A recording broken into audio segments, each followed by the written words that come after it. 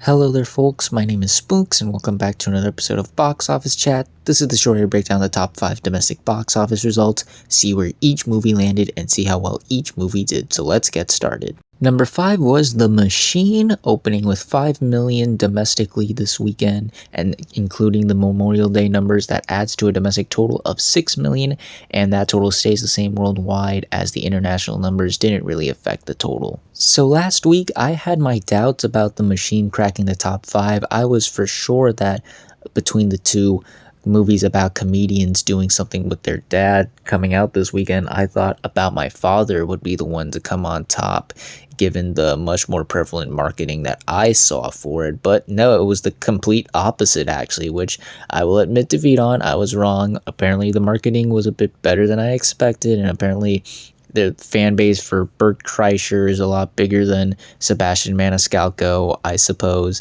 And yeah, this kind of surprised me. I was not expecting the movie to crack the top 5, let alone make as much as it did. It's still not a very good opening, mind you. I doubt it's going to be in the top 5 for much longer. But the fact that it was able to crack the top 5 and beat About My Father was definitely surprising to me, at least. So yeah, good job, Bert Kreischer. You cracked the top 5, you beat Sebastian Maniscalco. I'm not sure how much longer you're going to last in the top 5 for, though. That's a bit of a debate there, but hey, you managed to at least surprise me, so at least you have that. Number 4 was the Super Mario Brothers movie, making 6.3 million this weekend, adding to a domestic total of 560 million and a worldwide total of $1.2 billion.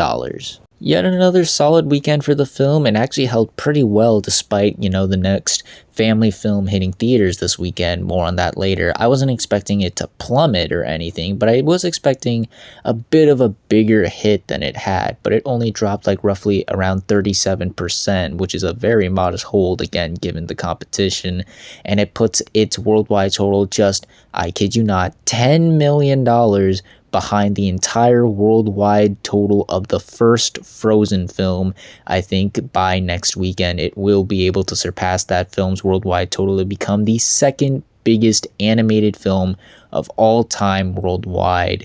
I don't think it's going to surpass Frozen 2. Seems so close yet so far, but hey, at least it will be able to surpass the first one, and it still had a fantastic run at the box office. I think this pretty much set the bar high for this year. Again, I'm not sure if anything is going to surpass this. Again, it's still early in the year. There could still be that one big surprise, but I don't see it happening anytime soon. Maybe a movie comes close, but that's probably about it pretty much.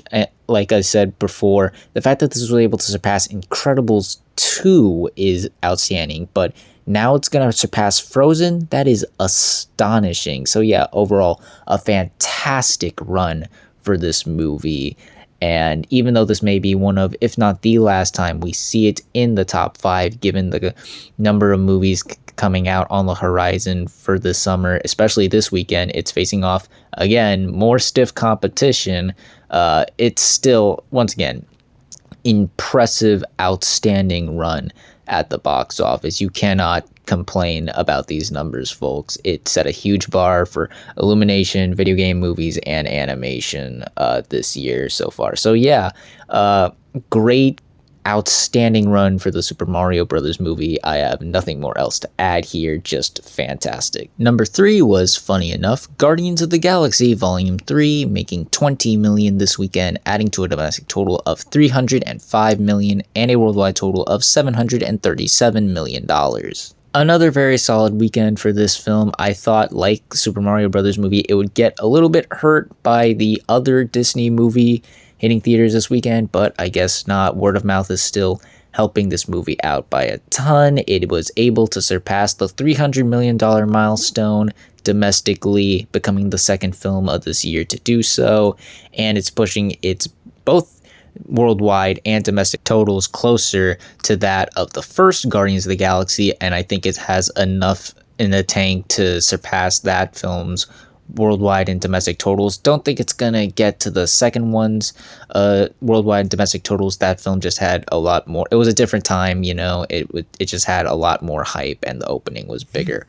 But even if so, the fact that it was able to surpass the first one is an outstanding achievement, and in this landscape where comic book movies haven't been doing as well as they used to do, this movie was able to exceed the expectations. It was able to find an audience, and that audience has been helping this movie out a lot. So yeah, once again, another solid weekend for Guardians of the Galaxy Volume 3. It's really setting the bar high for the summer movie season. We'll see how much further it can go.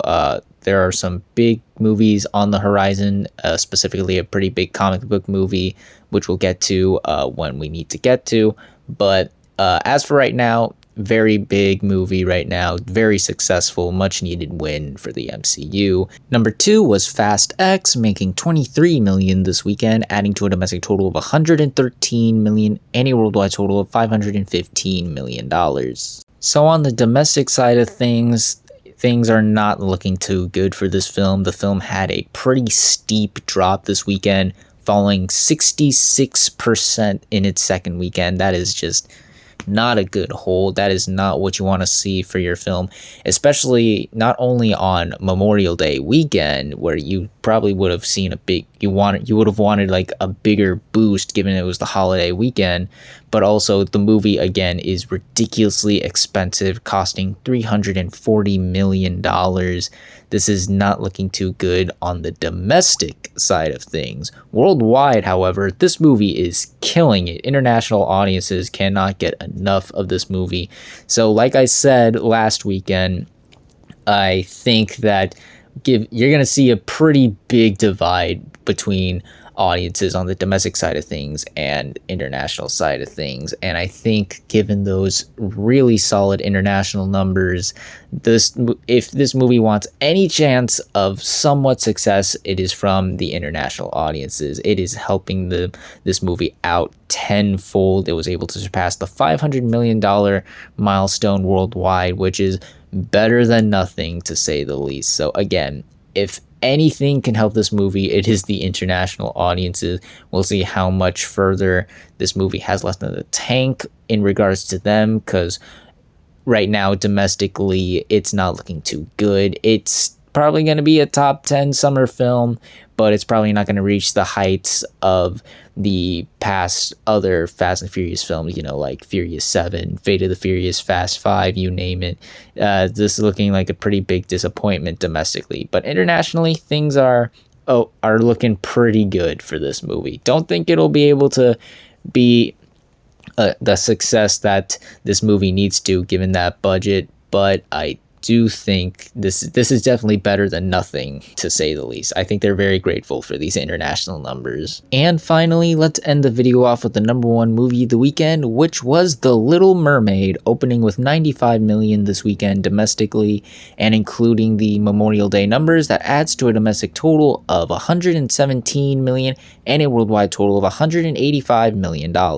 This is the second biggest opening weekend of the year for a family film, behind the Super Mario Bros. Movie. It is the second biggest opening weekend of the summer, behind Guardians of the Galaxy Volume 3, but topping Fast X, Book Club 2, and The Machine. It is also the 4th biggest opening weekend of the year, topping John Wick Chapter 4 and knocking Fast X out of the top 5, but sitting behind Ant-Man and the Wasp: Quantumania, Guardians of the Galaxy Volume 3, and the Super Mario Bros. Movie. So this opening kind of surprised me. It actually came a bit under my expectations for it. I thought with The Little Mermaid and these Disney live action remakes, it might have done a bit better. And this is not a bad opening by any means. This is a pretty good number. It's about to surpass $200 million worldwide for sure, and in terms of its legs, I think it's gonna have very strong legs domestically, as audiences gave it an A on CinemaScore, although it is facing off very stiff competition this week, so we'll just have to see if I'm right or wrong on that. But I have hope that this movie might be able to have the same similar legs most family films had. And in terms of the other live action Disney remakes, it is almost identical to that of Aladdin back on Memorial Day weekend in 2019. And that film was able to just exceed all expectations. It completely crushed it. But the interesting thing here is that this opening has a similar fate of Fast X, where there's a big divide between the domestic and international audiences, as it did significantly better domestically than internationally. Internationally, it kind of underperformed significantly to, I think, what many people were expecting here. So I think we could see something similar to Fast X, where maybe one marketplace does better than the other marketplace here. So we are experiencing a very interesting summer where it comes to domestic and international numbers. We saw it with Fast X, and now we're seeing it with The Little Mermaid. So we'll just have to wait and see. This is a cheaper movie than Fast X, so at least this has that, but it's still a $250 million movie. It's going to need a lot of help. There is a lot of competition, like I said, this weekend, but also pretty much the rest of June is pretty much stacked to the brim. So we'll see if this movie can fend off against the competition, stand out on its own for the rest of the month. Again, the A Cinema score and the word of mouth seems very promising, but we'll just have to wait and see. So yeah, very interesting weekend for The Little Mermaid. I don't think it's a horrible weekend, but it could have been a lot better given the strong marketing and buzz I've seen for it. So we'll just have to wait and see. But I don't think this is horrible yet. I don't think this is a terrible opening. We're gonna have to see how its legs are, how it does throughout the rest of its theatrical run. But right now, I'd say this is a decent start. Not a great start, but not a horrible one. Just a decent start. And those were your top 5 domestic box office results for this weekend, but we're not quite done yet, as we got another week ahead of us and new movies hitting theaters. And this weekend, we have 2 new major wide releases, the first being The Boogeyman. This is a new horror film based off of the book by Stephen King, and this may surprise you, but I have very high expectations for this. Now, I don't think this is going to be a huge blockbuster opening, mind you, but I do believe we are going to see a very solid number here. Horror has been dominating recently, given their cheap budgets and their strong word of mouth and just their huge increase in popularity over the recent years. And with the successes of Megan, Scream 6, and most recently Evil Dead Rise, it doesn't look like it's going to be stopping anytime soon, as this one looks like to follow in those footsteps. I think this is going to have a very solid opening. The marketing has been very strong, especially for a film coming from 20th Century Fox. You know how Disney has handled that studio recently. The buzz is very strong, and not only is it the first horror film of the summer and the first one to come out since Evil Dead Rise, but as far as June goes, it is the only horror movie playing until Insidious comes out in July. So this movie, in regards to horror films, has the entire month all to itself. I think it's going to be able to stand out from the rest of the crowd and be very solid counter programming. So yeah, I have very high expectations for The Boogeyman here. And then there's Spider-Man Across the Spider-Verse. This is the sequel to the widely beloved and acclaimed Spider-Man Into the Spider-Verse, and this is the movie I think is going to have a huge blockbuster opening. Now, the original film did pretty well for itself. It made over $300 million worldwide against a $90 million budget. That's pretty good. But since then, the popularity and the acclaim for this movie has just grown significantly due to how many more people have seen it since then. And because of that, the anticipation levels and the buzz for this have just grown and grown. I cannot stop hearing people talking about how much they want to see this movie, and the marketing has been fantastic. All the product tie-ins with like Hyundai and Burger King have been great, and given that while it's not the first family film of the summer, as The Little Mermaid snagged that right before this movie could, it is the first animated film to come out this summer and the first one to come out since Super Mario Brothers movie, and I think that will help this movie out as well, given that the school years are coming to a close, and I'm sure lots of parents are very excited to take their kids to see a new animated movie, and lo and behold, they have this one right there for them. So yeah, I have very high expectations for this. I think this is going to be a huge opening, but we'll see how well this movie truly does, as well as the rest of the movies that land in the top 5 on the next Box Office Chat. And that's going to do it for this week's episode of Box Office Chat. What did you all think of the results? Were you satisfied, unsatisfied? Comment down below and let me know. If you like this video, hit the like button. If you like this channel, hit the subscribe button. Follow me on all the social media links right there. And until next time, everyone, stay sharp.